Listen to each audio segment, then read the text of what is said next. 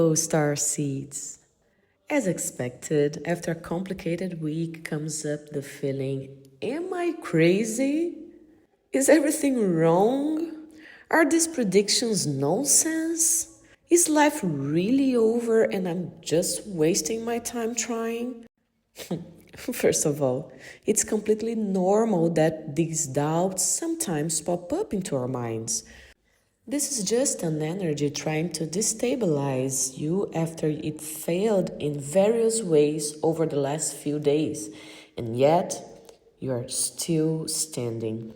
In fact, this is a common tactic used in warfare and by manipulators. When nothing else works, they mess with the mind of the opponent, trying to make them doubt of themselves and take action based on the illusion they have created. If it weren't so manipulative, it would almost be a genius. I'm saying all this because today's energy could initially fuel some negative creativity. Although I really hope that just by hearing this message, you have already tuned that station off. Remember, negative energies only show up to test us. They don't actually exist. It's like one of those funhouse mirrors tunnels where every mirror shows you differently, like taller, shorter, skinnier, fatter, crooked, and etc. These energies often show up when everything in life is about to fall into place, just to create that grand finale. After all, the universe is convinced we love drama, remember? Because we spend so much time complaining and complicating things. And like any good drama, there must be a twist for it to be worthwhile.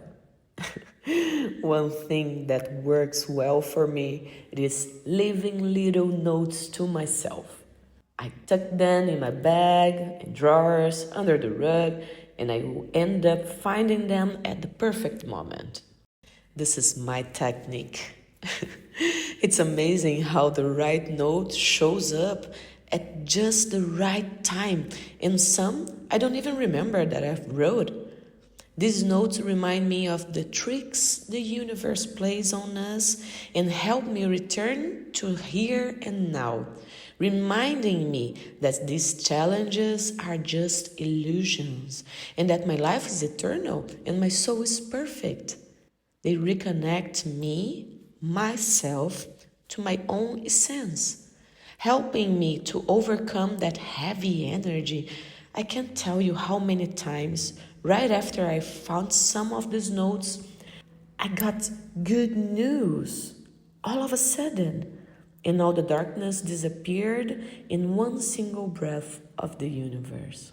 Here's a little magical tip for you today. Enjoy it. The sky of February 15th, 2025.